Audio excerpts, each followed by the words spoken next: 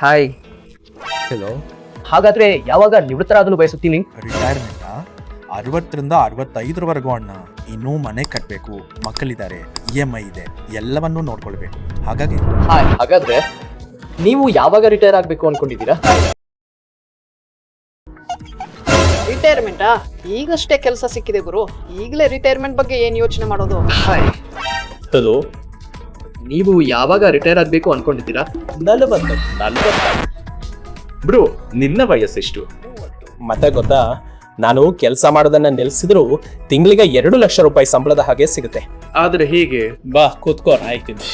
ಗುರು, ಈಗ ಇದನ್ನೇ ಹೇಳು, ನೀನು 40ಕ್ಕೆ ಹೇಗೆ ರಿಟೈರ್ ಆಗ್ತೀಯಾ? ನನಗೆ 60ರ ನಂತರವೂ ಕೆಲಸ ಮಾಡ್ತಿರ್ತೀನಿ ಅಂತ ಅನಿಸಿತು. ನೋಡು ಗುರು, ನಾನು ನನ್ನ ಪೋರ್ಟ್ಫೋಲಿಯೋ ಡೈವರ್ಸಿಫೈಡ್ ಆಗಿ ಇಟ್ಕೊಳ್ತೀನಿ, ಮತ್ತೆ ತಪ್ಪದೇ ರೆಗ್ಯುಲರ್ ಆಗಿ ಇನ್ವೆಸ್ಟ್ ಮಾಡ್ತೀನಿ. ನಾನು ಒಂದು ರೆಗ್ಯುಲರ್ ಇನ್ಕಮ್ ಪ್ಲಾನ್ ಅಲ್ಲೂ ಇನ್ವೆಸ್ಟ್ ಮಾಡಿದ್ದೀನಿ. ಮತ್ತೆ ನೀನು ಯಾವತ್ತಾದ್ರೂ ರಿಟೈರ್ಮೆಂಟ್ ಪ್ಲಾನ್ಗಳ ಬಗ್ಗೆ ಕೇಳಿದ್ಯಾ? ಗುರು, ನೀನಂತೂ ಸರ್ಕಾರಿ ಬಾಬು ಆಗ್ಬಿಟ್ಟೆ.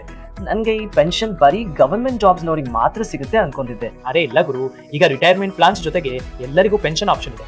ಜೊತೆಗೆ ನೀನು ಸರ್ಕಾರಿ ಕೆಲಸಕ್ಕೆ ವೇಟ್ ಮಾಡ್ತಾ ಇರ್ತೀಯ, ನಾನು ಗೋವಾದ ಯಾವ್ದಾದ್ರೂ ಬೀಚ್ ಅಲ್ಲಿ ಮಜಾ ಮಾಡ್ತಿರ್ತೀನಿ. ಗುರು, ನನಗೆ ಈ ಪೆನ್ಷನ್ ಬರೀ ರಿಟೈರ್ಮೆಂಟ್ ನಂತರ ಸಿಗುತ್ತೆ ಅನ್ಕೊಂಡಿದ್ದೆ. ಮತ್ತೆ ಅದಕ್ಕಾಗಿ ಜೀವನ ಪೂರ್ತಿ ಕೆಲಸ ಮಾಡ್ಬೇಕಲ್ಲವಾ? ಅರೆ ಇಲ್ಲ ಗುರು, ಅದೇ ಮುಖ್ಯ. ಈಗ ನೀನ್ ಯಾವಾಗ ರಿಟೈರ್ ಆಗ್ಬೇಕು ಅಂತ ನಿನ್ ವಯಸ್ಸನ್ನೇ ಡಿಸೈಡ್ ಮಾಡ್ಬೋದು. ಹೇಗೆ ನಾನು ನನಗೋಸ್ಕರ 40 ಅಂತ ಡಿಸೈಡ್ ಮಾಡಿದ್ದೇನೋ ಹಾಗೆ. ಮತ್ತೆ ಆಮೇಲೆ ಕೆಲಸ ಮಾಡ್ಬೇಕು ಅನ್ಸಿದ್ರೆ ಸೆಕೆಂಡ್ ಸೋರ್ಸ್ ಆಫ್ ಇನ್ಕಮ್ ಆಗುತ್ತೆ, ನನ್ನ ಫ್ಯೂಚರ್ ಎಂಡೆವರ್ಸ್ಗೆ ಸಪೋರ್ಟ್ ಮಾಡಕ್ಕೆ. ಮತ್ತೆ ಬಿಸ್ನೆಸ್ ಮಾಡ್ಬೇಕು ಅನಿಸಿದ್ರೆ ಅದಕ್ಕೂ ಹೆಲ್ಪ್ ಆಗುತ್ತೆ. ಸ್ವಲ್ಪ ಕ್ಲಿಯರ್ ಆಗಿ ಹೇಳು, ಈ ರಿಟೈರ್ಮೆಂಟ್ ಪ್ಲಾನಿಂಗ್ ಫಂಡ ನನಗೆ ಇನ್ನೂ ಕನ್ಫ್ಯೂಸ್ ಮಾಡ್ತಿದೆ. ನೋಡು, ಹೀಗೆ ಅರ್ಥ ಮಾಡ್ಕೊ. ನೀನು ಪ್ರತಿ ತಿಂಗಳು ಸ್ವಲ್ಪ ದುಡ್ಡು ಸೈಡಲ್ಲಿ ಇರ್ತೀಯ, ಮತ್ತೆ ಅದನ್ನ ಯಾವ್ದಾದ್ರೂ ರಿಟೈರ್ಮೆಂಟ್ ಪ್ಲಾನ್ ನಲ್ಲಿ ಇನ್ವೆಸ್ಟ್ ಮಾಡ್ತೀಯ. ಆದ್ರೆ ಆಮೇಲೆ ನೀನು ಕೆಲಸದಿಂದ ಸುಸ್ತಾದಾಗ ಇದೇ ದುಡ್ಡು ನಿಮ್ಗೆ ಪ್ರತಿ ತಿಂಗಳು ಸ್ಯಾಲರಿ ತರ ಸಿಗುತ್ತೆ. ಒಂದು ಮಾತು ಹೇಳು, ರಿಟೈರ್ಮೆಂಟ್ ಪ್ಲಾನಿಂಗ್ 30ರ ನಂತರ ಶುರು ಮಾಡೋದು ಯಾಕೆ ಇಂಪಾರ್ಟೆಂಟ್? ನೋಡು, ನೀನು 30ರಲ್ಲಿ ಇನ್ವೆಸ್ಟ್ ಮಾಡಿದ್ರೆ ಲಂಪ್ ಸಮ್ ಅಥವಾ ಇನ್ಸ್ಟಾಲ್ಮೆಂಟ್ ನಲ್ಲಿ, ಆವಾಗ ನಿನಗೆ ಮುಂದಿನ ವರ್ಷದಿಂದ ಅಥವಾ ಒಂದು ವಯಸ್ಸಿನ ನಂತರ ದುಡ್ಡು ಸಿಗೋಕೆ ಶುರು ಆಗುತ್ತೆ. ನಿಜವಾಗ್ಲೂ? ಹೌದು. ಇದರಿಂದ ನೀನು ಬೇಕಿದ್ರೆ ಬೇಗ ರಿಟೈರ್ಮೆಂಟ್ ತಗೋಬಹುದು, ಯಾಕಂದ್ರೆ ನಿನ್ನ ಇನ್ಕಮ್ ಸೆಟ್ ಆಗಿದೆ. ಅಥವಾ ನಿನ್ನ ಮನಸ್ಸು ದಿನದ ಕೆಲಸದಿಂದ ಸುಸ್ತಾಗಿದ್ರೆ, ನಿನಗೆ ನಿನ್ನದೇ ಏನಾದ್ರೂ ಮಾಡ್ಬೇಕಿದ್ರೆ ಅದನ್ನು ಮಾಡಬಹುದು. ಬಾಯ್, ಹಾಗಾದ್ರೆ ನೀನು ಯಾವ ಪ್ಲಾನ್ ನಲ್ಲಿ ಇನ್ವೆಸ್ಟ್ ಮಾಡ್ತಿದ್ಯಾ ಹೇಳು? ಕೆನರಾ HSBC ಲೈಫ್ ಇನ್ಶೂರೆನ್ಸ್ ನ ಸಾಲಿಡ್ ಪ್ಲಾನ್ ಇದೆ, ಸ್ಮಾರ್ಟ್ ಗ್ಯಾರಂಟಿಡ್ ಪೆನ್ಷನ್ ಪ್ಲಾನ್. ಇದರ ಫಂಡ ಏನಂದ್ರೆ ಲೈಫ್ ಟೈಮ್ಗೆ ದುಡ್ಡು ಬರ್ತಾ ಇಲ್ಲಿ, ಯಾವುದೇ ಕೆಲಸದ ಸ್ಟ್ರೆಸ್ ಇದೆ. ಸ್ಮಾರ್ಟ್ ಗ್ಯಾರಂಟಿಡ್ ಪೆನ್ಷನ್ ಪ್ಲಾನ್ ನಲ್ಲಿ ನೀನು ಇವತ್ತಿನ ರೇಟ್ಗೆ ಲೈಫ್ ಲಾಂಗ್ ಇನ್ಕಮ್ ಲಾಕ್ ಮಾಡಬಹುದು. ನಿನ್ನತ್ರ ನಿನ್ನ ಲೈಫ್ ಸ್ಟೇಜ್ ಮೇಲೆ ಡಿಪೆಂಡ್ ಆಗಿ ಮಲ್ಟಿಪಲ್ ಆನ್ಯುಟಿ ಆಪ್ಷನ್ಸ್ ಇವೆ.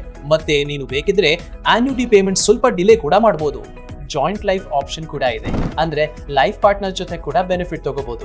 ಜಾಸ್ತಿ ಇನ್ವೆಸ್ಟ್ ಮಾಡಿದ್ರೆ ಹೈಯರ್ ಪೇ ಔಟ್ ಇನ್ಸೆಂಟಿವ್ ಕೂಡ ಸಿಗುತ್ತೆ. ಅಂದ್ರೆ ಎಲ್ಲಾನು ಟೈಲರ್ ಮೇಡ್, ದುಡ್ಡು ಬರ್ತಾ ಇರುತ್ತೆ, ಮತ್ತೆ ಫ್ಲೆಕ್ಸಿಬಿಲಿಟಿ ಕೂಡ ಫುಲ್ ಆನ್. ಖಂಡಿತ ಈ ಪ್ಲಾನ್ ವೈಬು ಸಿಂಪಲ್ ಆಗಿದೆ.